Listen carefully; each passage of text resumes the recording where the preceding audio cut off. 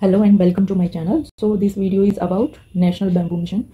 So first I will discuss why this come in news, and second one is what is the National Bamboo Mission, and the third one is what is the objective of this mission, and what is the status of bamboo production in India, and what is the significance, and last one is the what initiative to promote bamboo in India. So सबसे पहले देखेंगे कि ये news में क्यों आया है. तो सबसे पहले इसका रीज़न क्या है कि रिसेंटली मिनिस्ट्री ऑफ एग्रीकल्चर ने फॉर्म किया advisory group for streamlining the development of bamboo sector under the restructured national bamboo mission. Means जो मिनिस्ट्री ऑफ एग्रीकल्चर ने एक एडवाइजरी ग्रुप बनाया है किसके डेवलपमेंट के लिए, बैम्बू सेक्टर के लिए, किसके अंडर, नेशनल जो रीस्ट्रक्चर्ड नेशनल बैम्बू मिशन है उसके अंडर. तो इसके बाद देखेंगे कि बेसिकली ये मिशन है क्या, कब आया था और इसके क्या क्या ऑब्जेक्टिव्स हैं. सो सबसे पहले देखते हैं basically what is national bamboo mission.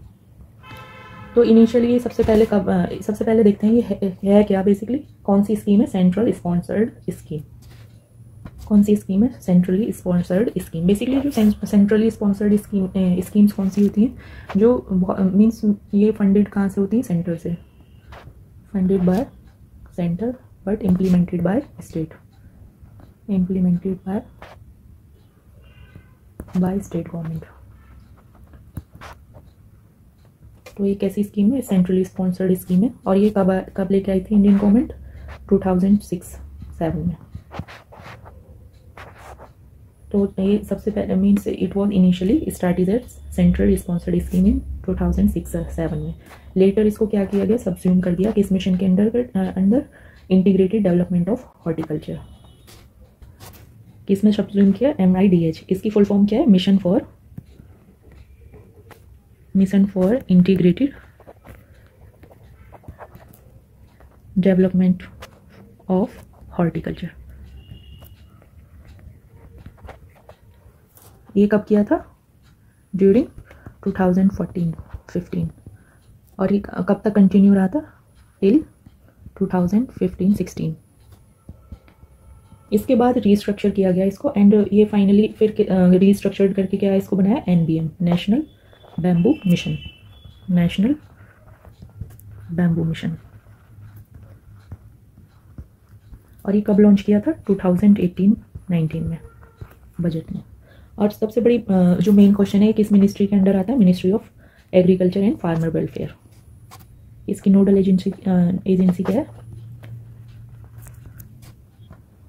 तो पहले इसको एक बार रिवाइज करते हैं कि नेशनल बैम्बू मिशन की बेसिकली हिस्ट्री क्या है. कि सबसे पहले क्या है कि इनिशियली एक ऐसी स्कीम है, सेंट्रली स्पॉन्सर्ड स्कीम है, जिसमें क्या है फंड कौन करती है, सेंट्रल गवर्नमेंट, बट उसको इम्प्लीमेंट किसके थ्रू किया जाता है, स्टेट गवर्नमेंट के थ्रू. वही कब आया था, 2000 गवर्नमेंट ऑफ इंडिया कब लेके आई थी, 2006-07 में. उसके बाद इसको सब्ज्यूम किया गया किसके under, MIDH, mission for integrated development for horticulture. कब किया गया था, 2014-15 में. और कब तक किया गया था, 2015-16 तक. देन इसको रीस्ट्रक्चर किया गया. एंड कब लॉन्च किया था इसको, किस ईयर के बजट में, 2018-19 के. और इसकी जो नोडल एजेंसी है वो कौन सी है, ministry of agriculture and farmer welfare. But exam में आपको कंफ्यूज कर सकते हैं कि इस मिनिस्ट्री ऑफ इन्वायरमेंट लेके आई है किसकी, तो इस तरह से क्वेश्चन आ सकता है. और इसका कब आया था, बेसिकली हमको लगेगा कि ये सिर्फ 2018-19 में आया था. तो इसको हमें ध्यान में रखना है कि एक मिशन पूछा है या बैम्बू के बारे में कैसे किस तरह से बेसिकली क्वेश्चन पूछा है. इसके बाद हम देखेंगे बेसिकली इसके ऑब्जेक्टिव क्या क्या है.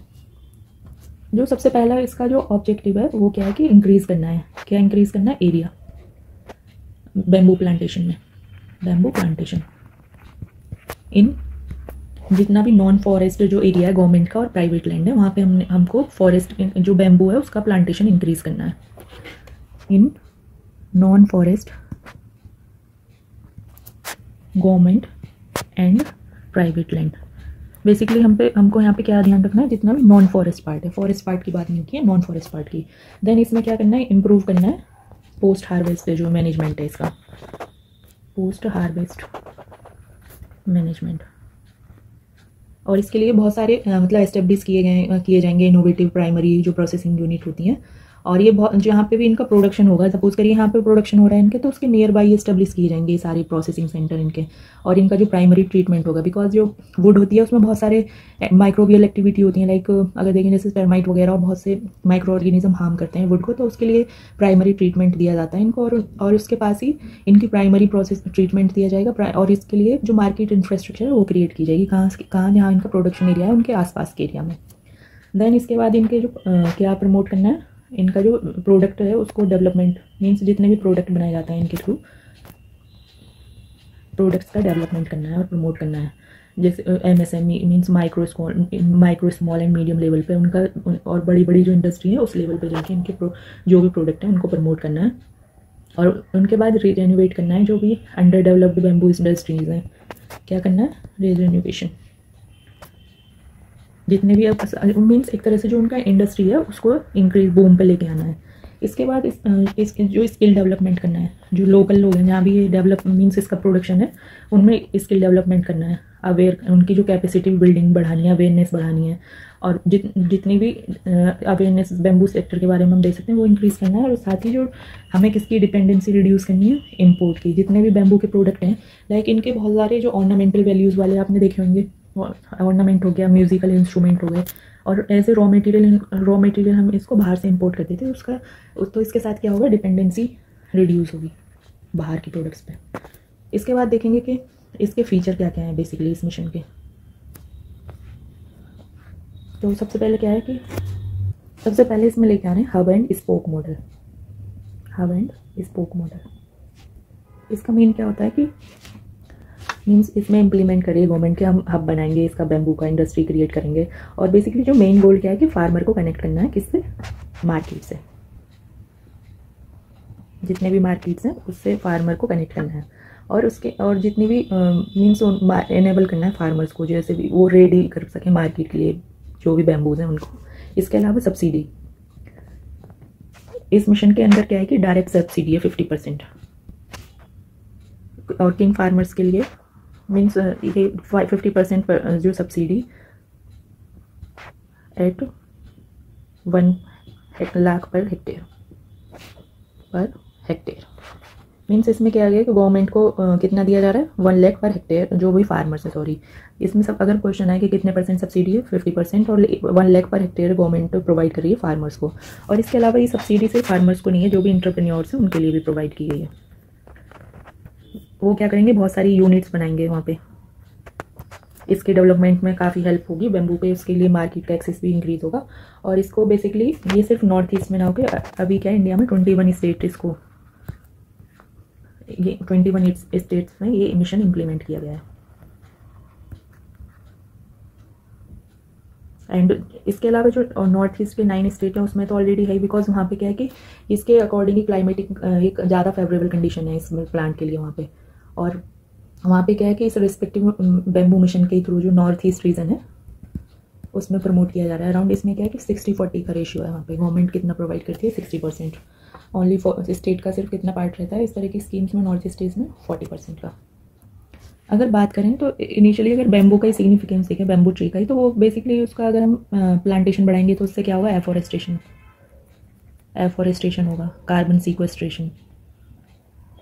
सीक्वेस्ट्रेशन का मीन्स क्या होता है कि कार्बन को कैप्चर करना, जितना भी मीन्स पॉल्यूशन के थ्रू जो CO2 इंक्रीज हो रहा है।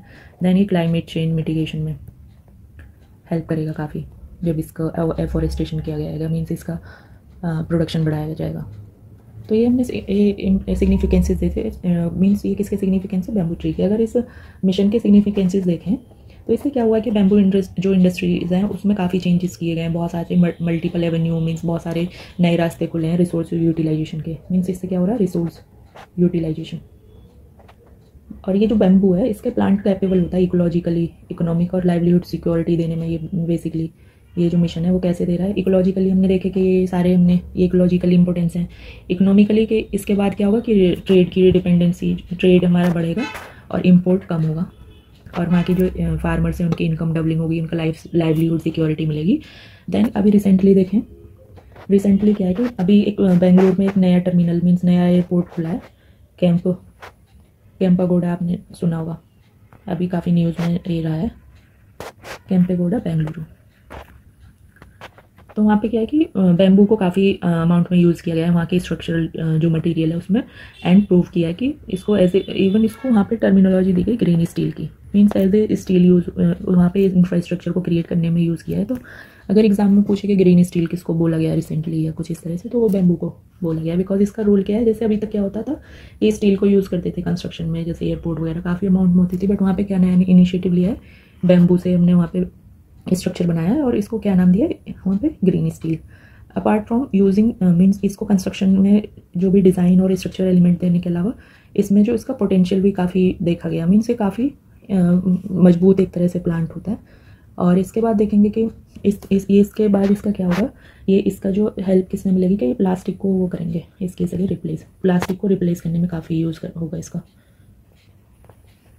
मीन्स इसके क्या है, कटलरी वगैरह में भी काफ़ी यूज़ किया जा रहा है। इससे क्या होगा, बहुत सारे जो भी पहले प्लास्टिक यूज़ होता था उसमें वुड को यूज़ किया गया है, इस वजह से इसको इस तरह से यूज़ किया जा रहा है प्लास्टिक को रिप्लेस करने में। इसके बाद देखें तो ये एथेनॉल और बायो एनर्जी प्रोडक्शन में भी काफ़ी यूज़ हो रहा है, और इनकी जो ग्रोथ रेट और अबंडेंस को देखते देखते ये आगे हमें बायो एनर्जी में भी यूज़ करने को, इस मिशन के थ्रू जो बायो एनर्जी का प्रोडक्शन है वो भी इंक्रीज़ होगा। अब इसके बाद बात करें कि इंडिया में इसका क्या स्टेटस है, मीन्स क्या कितना प्रोडक्शन है इंडिया में अभी तक इसका। इंडिया में बात करें इसका जो एरिया कितना है, means production area around 13.96 million hectare, और ये चाइना के बाद हम इसमें सेकंड पे हैं प्रोडक्शन में। मीन्स इंडिया कितने कौन से नंबर पे, सेकंड पे है अगर एग्जाम में किसी आए तो। अगर डाइवर्सिटी की बात करें तो इंडिया में कितनी वैरायटी है, इसकी स्पीशीज़ कितनी है बैम्बू की, 136, जिसमें से 125 कहते हैं इंडिजिनियस मीन्स इंडिया के हैं, और एक्जोटिक कितने जो बाहर से आए 11। बेसिकली ये स्टेटस हुआ इंडिया में कितना मिलियन हेक्टेयर प्रोडक्शन है, 13.96, और चाइना के बाद हम सेकेंड नंबर पे हैं। अब इसके बाद देखते हैं इनिशिएटिव क्या लिए जा रहे हैं गवर्नमेंट की तरफ से। इनिशिएटिव्स सबसे पहले क्या है कि बैम्बू क्लस्टर्स बनाए जा रहे हैं, बैम्बू क्लस्टर्स। अभी एग्रीकल्चर मीन्स जो यूनियन मिनिस्ट्री है, union ministry for agriculture and farmer welfare ने कितने अराउंड कितने इनोग्रेट किए हैं क्लस्टर्स, 22। ये सिर्फ नॉर्थ ईस्ट में ही नहीं बल्कि नॉर्थ ईस्ट में कितने स्टेट्स में, 9 में, बट ये 9 के अलावा भी जैसे MP, महाराष्ट्र, उड़ीसा, आसाम, नागालैंड, मीन्स ये तो नॉर्थ ईस्ट का ही, उत्तराखंड, कर्नाटका, ये सारे स्टेट में इनको बहुत सारे बैम्बू क्लस्टर्स बनाए हैं, जिससे क्या होगा कि कनेक्टिविटी बढ़ेगी फार्मर्स और प्रोडक्शन एरिया के बीच में। और इसके अलावा ऑलरेडी डिस्कस किए, सब्सिडी भी की हाइक की है, और इसके बाद MSP भी, क्योंकि जो बैम्बू है उसको किस कैटेगरी में मीन्स इसमें रिवाइज किया है, जो MSP किसके लिए, जो माइनर फॉरेस्ट प्रोडक्ट होता है, फॉरेस्ट प्रोड्यूस, सॉरी, अगर बैम्बू है किस कैटेगरी में आता है, माइनर फॉरेस्ट प्रोड्यूस। बेसिकली एक इसके साथ एक और इंफॉर्मेशन देखेंगे, जैसे बेसिकली अब क्वेश्चन आ रहा होगा मन में कि बेसिकली ये क्या होते हैं, कि ये non minor forest produce basically होते क्या हैं। तो इसमें क्या होता है, ये नॉन टिम्बर मीन्स जो जितने भी फॉरेस्ट हैं उनकी हम बेसिकली डिफॉरेस्टेशन किस लिए करते हैं, उनकी वुड के लिए। अब वुड को छोड़ के जो भी उनकी इकोनॉमिक वैल्यूज़ वाली चीज़ें, जैसे उनकी लीव्स हो गई या फॉडर की फॉर्म में यूज़ कर रहे हैं, वैक्स बना रहे हैं, रेजिन्स में मीन्स उनसे जो गोंद जैसा निकलता है, या जैसे नट हो गए, वाइल्ड फ्रूट हो गए, लाख हो गया, टशर हो गया, सिल्क वगैरह, इन सबको किस कैटेगरी में रखते हैं, माइनर फॉरेस्ट प्रोड्यूस। तो इस तरह से हम इसको देखेंगे। देन इसके बाद एक और अमेंडमेंट किया था इंडियन गवर्नमेंट ने 2017 में, वो किसने अमेंडमेंट किया था, इंडियन फॉरेस्ट एक्ट 1927 में आया था। तो उसमें इसमें क्या किया गया था कि बैम्बू को किस कैटेगरी से रिमूव कर दिया था, ट्री, बिकॉज क्या है कि इंडिया में ट्री को काटने के लिए बहुत सारे रेस्ट्रिक्शन है। बट अभी क्या होगा कि अगर हमने पहले ही देखा था कि इस मिशन का क्या है कि कौन सी जगह में यूज़ करना है, इनके जो प्रोडक्शन को बढ़ाना है, नॉन फॉरेस्ट वाली ज़मीन में हम इनको ग्रो भी नहीं कर सकते, ना वहाँ से काट सकते हैं। तो बट इंडियन गवर्नमेंट ने जो इसमें अमेंडमेंट किया था कि बैम्बू को किस कैटेगरी से निकाल दिया था, ट्री के। अगर इसको बॉटनिकली देखें तो प्लांट ये जो बैम्बू है उसको किस फैमिली में रखा गया, ग्रेमिनी, मीन्स उसको ग्रास फैमिली भी कहते हैं। बॉटनिकली ये ग्रास है, बट उसमें क्या है कि इसके प्रोडक्शन को या इसके डाइवर्सिटी को बचाने के लिए ये ट्री में काउंट किया गया था। अभी क्या है, इसके प्रोडक्शन से इकोनॉमिकली और इकोलॉजिकली और लाइवलीहुड सिक्योरिटी प्रोवाइड करने के लिए गवर्नमेंट ये इनिशिएटिव लेकर आई है, बट हम इसकी कटिंग नहीं कर सकते अभी भी। कहाँ पे, फॉरेस्ट एरिया में। किसके थ्रू आया, 1927 के जो एक्ट के थ्रू ये बात कही है। बट नॉन फॉरेस्ट एरिया में हम इसका प्रोडक्शन भी कर सकते हैं, मीन्स ग्रो भी करा सकते हैं और काट भी सकते हैं। होप ये आपको समझ आया होगा। मीन्स अब क्या होगा कि anyone can undertake cultivation and business in bamboo, because पहले क्या होता था कि इस तरह के प्रोडक्शन के लिए और उनको काटने के लिए परमिशन वगैरह लेनी होती थी, बट अब वो नहीं लेनी पड़ेगी। इसके बाद और क्या इनिशिएटिव लिया गया है, FPUs मीन्स क्या होते हैं, फार्मर प्रोड्यूसर ऑर्गेनाइजेशन। ये कितने नए बनाए, 10,000। बनाए जाएंगे अगले 5 सालों में। अब इसका बेनिफिट क्या होता है, फार्मर प्रोड्यूसर जो ऑर्गेनाइजेशन है ये एक अच्छी रेंज प्रोवाइड करते हैं, मीन्स असिस्टेंट प्रोवाइड करते हैं फार्मर्स को। किसके लिए, जैसे इनपुट जितने भी परचेज करने होंगे इनके ट्रांसपोर्टेशन में, लिंकेज में, मार्केट के साथ कनेक्टिविटी में, तो इस सब और बेटर प्राइस मिलने के लिए। तो इसमें क्या है कि छोटे छोटे कोऑपरेटिव सोसाइटी टाइप से होते हैं एक तरह से फार्मर प्रोड्यूसर ऑर्गेनाइजेशन। तो इससे फार्मर को इजी रहेगा, मार्केट के साथ कनेक्टिविटी रहेगी और उनको प्राइस भी सही अमाउंट में मिलेगा। इसलिए इस तरह के इनिशिएटिव लिए हैं गवर्नमेंट ने। होप ये आपको पूरा टॉपिक अच्छे से समझ आया होगा। बेसिकली इससे क्या होगा कि फार्मर जो वहाँ के फार्मर्स हैं उनकी इनकम डबल होगी, और उसके साथ ही क्या होगा कि उनका हमारे इसके साथ तो जो कंट्री भी ग्रो करेगा। अब इसके साथ देखते हैं कि बेसिकली क्वेश्चन कैसे आते हैं यूपीएससी में। तो ये 2019 का क्वेश्चन है, तो हम डिस्कस करेंगे और इसका आप आंसर इजीली समझ पाएंगे। सो सबसे पहले क्वेश्चन देखते हैं। As per the recent amendment to the Indian forest act 1927 forest dweller have the right to fell the bamboo grown on forest areas. तो अभी क्या हमने पढ़ा था कि इसमें किसको परमिट किया था, जो नॉन फॉरेस्ट एरियाज है। मीन्स अगर सपोज करिए मैं एक फार्मर हूँ नॉर्थ ईस्ट में, तो मैं सिर्फ उसी को कट कर सकती हूँ जो जिसको मैंने ग्रो किया है अपने फील्ड में, ना कि जो ऑलरेडी फॉरेस्ट एरिया है वहाँ पे ग्रो हो रहा है। तो ये स्टेटमेंट हम पहले ये सही नहीं है, बिकॉज ये फॉरेस्ट एरिया लिखा है यहाँ पे, जबकि अगर ये नॉन फॉरेस्ट एरिया होता तब ये सही होता। होप ये आपको समझ आया होगा कि ये क्यों गलत है। तो पहला स्टेटमेंट गलत है, तो इसके पहले और फोर्थ वाला इजीली हम एलिमिनेट कर देंगे।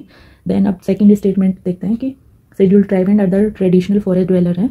एक एक्ट आया था 2006 में। बैम्बू कैसे, अभी हमने क्या पढ़ा था कि बैम्बू क्या है, माइनर फॉरेस्ट प्रोड्यूस, बिकॉज ये वुड से अलग जो भी पार्ट इसका यूज़ हो रहा है इसमें वुड होती नहीं है, आपने देखा होगा। बेसिकली ये नोड इंटर नोड इस तरह से होते हैं, तो ये नॉन फॉरेस्ट प्रोड्यूस में काउंट होता है। तो ये स्टेटमेंट भी सही है। देन लास्ट वन, इसमें क्या होगा, ये एक एक्ट आया था 2006 में शेड्यूल्ड ट्राइब्स के लिए, और वहाँ के जो ट्रेडिशनल फॉरेस्ट ड्वेलर हैं कि उनको ऑनरशिप दी गई थी, जो भी वहाँ के अभी हमने पढ़ा था कि किस में काउंट होता है, माइनर फॉरेस्ट प्रोड्यूस में, और जिसको हम यूटिलाइज कर सकते हैं। तो ये तो हमको पता है कि वहाँ पे ट्राइब्स रहते हैं जंगल में, तो वो इनके प्रोडक्ट को तो यूज़ कर सकते हैं। तो बिकॉज ये किस में आता है, माइनर फॉरेस्ट प्रोड्यूस में। हाँ, तो होप ये आपको समझ आया होगा। इजीली आप इसका आंसर आइडेंटिफाई कर लेंगे। इसका आंसर होता है बी। तो इसी के साथ मैं इस वीडियो को एंड करती हूँ। होप ये आपको समझ आया होगा और इन्जॉय किया होगा। और अगर आपको ये पसंद आया हो प्लीज़ लाइक करिए, सब्सक्राइब करिए, and thank you so much for watching.